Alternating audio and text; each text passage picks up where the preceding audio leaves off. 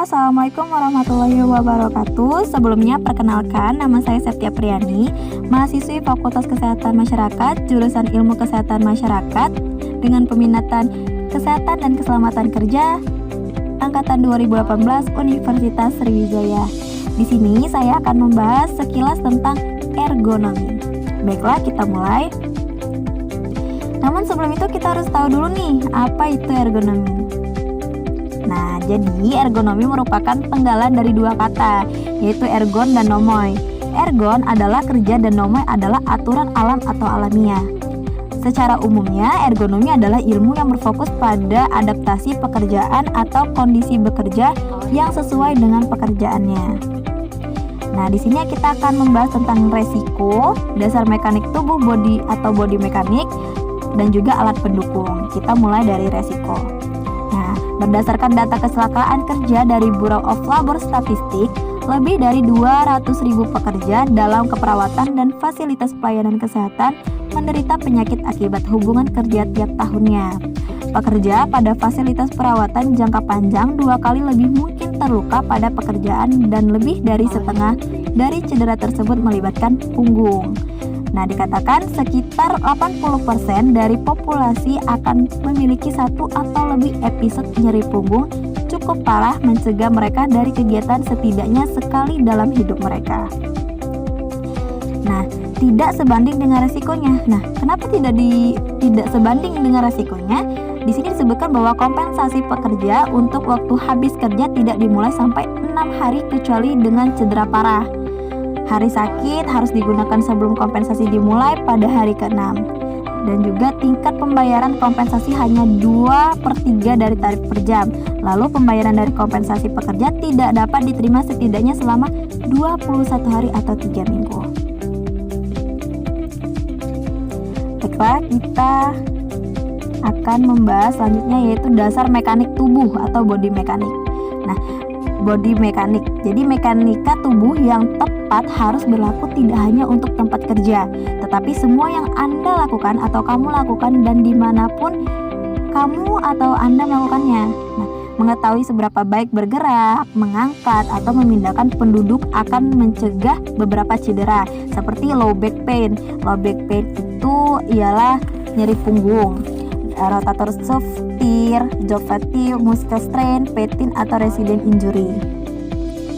Nah, ada juga nih di kehidupan sehari-hari kita tugas beresiko. Ada contohnya makan, berpakaian, menstransfer, sedang mandi, berjalan atau bergerak. Peningkatan resiko ergonomi dengan tugas penanganan pasien tertentu, yaitu berulang, mengangkat objek berat, selesai menggunakan banyak kekuatan, dilakukan dalam postur yang canggung, terutama dengan mengangkat atau kombinasi apapun dari faktor ini. Di sini ada contoh dari video ergonomi ini. Kegiatan yang tidak ergonomi yang dilakukan di kehidupan sehari-hari. Contoh dari sekilasnya saja. Membawa motor dengan kebut-kebutan itu juga tidak baik. Mengayuh sepeda dengan secara terus-menerus dengan posisi tidak nyaman dan juga akan memiliki resiko kecelakaan. Oke, kita lanjut. Nah, di sini kita akan membahas tentang anatomi tulang belakang. Nah, tulang belakang bisa bergerak. Ini dapat membungkuk ke depan, menyamping, dan tingkat yang lebih rendah. Mundur juga bisa. Jadi otot punggung melekat pada kolom tulang belakang oleh tendon dan ligamen. Jadi ini tulang belakang. Sebagian besar masalah punggung disebabkan karena strain pada otot, tendon, dan ligamen ini. Otot punggung tidak terlalu kuat. Kekuatan pada tulang belakang meningkat saat mengangkat, menurunkan, atau menangani objek dengan membungkuk atau bengkok. Ini terjadi karena otot harus menangani berat badan Anda sendiri selain berat badan yang diangkat. Nah, di sini ada basic body mekanik atau mengetahui cara bekerja dengan aman. Jadi, Anda harus mempersiapkan diri Anda secara mental dan fisik. Nah, jadi harus ingat persiapan adalah kunci keselamatan. Nah, jadi persiapkan diri Anda dan juga menilai situasi. Jadi, Anda harus berpikir nih, apa metode terbaik untuk memindahkan objek atau penduduk atau seseorang, apakah ada hambatan yang harus dihapus untuk memberikan jalan yang jelas agar meminimalisir yang dampak yang akan terjadi. Tentukan jarak yang Anda butuhkan untuk bergerak seberapa jauh jaraknya. Lalu dapatkah penduduk memahami apa yang akan Anda lakukan? Ya, dan di sini dikatakan penduduk juga seseorang maksudnya ya. Nah, lalu memberikan arahan sederhana yang singkat, berbicara dengan tenang untuk menjelaskan apa yang ingin Anda lakukan. Lalu selanjutnya tentukan kebutuhan bantuan. Dapatkah penduduk atau seseorang menanggung berat badan? Nah, jadi ketika Anda ragu akan kemampuan Anda untuk melakukan tugas dengan aman, Anda bisa meminta bantuan, contohnya ambulan. Lalu tentukan lokasi akhir objek atau tujuan penduduk dan amankan posisinya. Nah, langkah-langkah untuk bergerak dengan aman. Hindari membungkuk, menjangkau, atau memutar kapan saja. Jadi jangan langsung nih tiba-tiba membungkuk terus atau menjangkau yang terlalu tinggi atau yang terlalu rendah dan memutar badan Anda seketika atau secara tiba-tiba. Nah, jadi untuk bergerak dengan aman, Anda harus memperlebar basis dukungan Anda dengan lebar bahu, kaki terpisah dan ditanam dengan kuat. Satu kaki sedikit di depan, yang lain untuk meningkatkan keseimbangan agar seimbang tubuhnya. Nah, lalu jaga tubuh Anda berpusat di atas kaki Anda untuk mendistribusikan berat badan secara evenly. Ambil napas dalam-dalam daripada bernapas keluar saat Anda mulai bergerak. Lalu jongkok dari lutut menjaga punggung Anda lurus.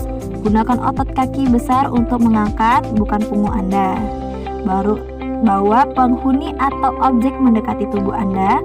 Gunakan seluruh tubuh Anda untuk mendukung berat badan. Kencangkan otot perut Anda saat Anda berdiri. Tetap luruskan punggungmu. Nah, lanjut, meningkatkan efisiensi dan keselamatan. Penduduk atau siapapun yang membantu Anda harus diberikan instruksi mengenai tanggung jawab mereka sebelum pindah. Apa, bagaimana, dan kapan. Menyatakan dengan jelas harapan. Berikan perhatian penuh Anda pada aktivitas. Jadi ketika kamu melakukan aktivitas, ya kamu harus sepenuhnya memberikan perhatian itu terhadap pekerjaan atau aktivitas yang kamu jalani untuk meminimalisir dampak yang akan terjadi nantinya begitu. Lalu mengantisipasi hal yang tidak berulah atau tidak terduga. Jadi harus siap-siap nih, harus mempersiapkan diri karena takutnya tiba-tiba sesuatu yang terjadi itu tidak terduga tuh terjadi kepada kita. Jadi kita harus antisipasi terus. Dan gunakan peralatan jika memungkinkan untuk melakukan transfer lebih mudah dan aman. Di sini dikatakan transfer itu maksudnya misalkan nih seseorang sakit, lalu misalnya dia dari bed ke bed lain dia akan pindah. Nah, jadi transfer ini kita lebih baik menggunakan alat transfer seseorang itu daripada diangkat gitu. OSHA merekomendasikan untuk meminimalkan pengangkatan manual penduduk dalam semua. Jadi harus diminimalkan. Nah, ini contoh-contoh dari posisi yang ergonomi dan juga tidak ergonomi. Nah, posisi yang seperti ini yang tidak ergonomi. Nah, jadi ada di sini ini posisi yang ergonomi. Jadi diminimalisirkan untuk sebisa mungkin menempatkan diri dalam keadaan ergonomi. Nah, selanjutnya kita akan membahas alat pendukung. Nah, peranti atau alat bantu yaitu kursi shower yang pas di atas toilet dapat menghilangkan seberapa transfer atau menyelamatkan petugas perawatan kesehatan beberapa lift. Seseorang penghuni dapat dipindahkan ke kursi kamar mandi, di toilet mandi dan dipindahkan bank ke kursi roda. Toilet seat raiser, gunakan toilet seat di toilet untuk menyamakan tinggi kursi roda dan toilet, menjadikan transfer literal ketimbang lift naik dan kembali ke kursi roda. Papan geser, nah papan api yang digunakan di bawah seseorang untuk membantu mengurangi kebutuhan untuk mengangkat selama pemindahan seseorang dari tempat tidur ke kursi atau kursi ke mobil. Seseorang dipindahkan daripada diangkat. Jadi lebih baik menggunakan papan geser nih daripada diangkat untuk meminimalkan dampak yang mungkin akan terjadi. Lalu kursi roda dengan lengan yang dapat dilepas ini memungkinkan transfer lateral yang lebih mudah, sangat berguna dengan ketinggian tempat tidur yang dapat disesuaikan. Di sini ada contoh lagi video tentang keadaan yang tidak ergonomi. Dan di sini ada contoh-contoh dari ada kursi shower, kursi roda. Ya, Terima kasih atas perhatiannya. Semoga bermanfaat. Wassalamualaikum warahmatullahi wabarakatuh.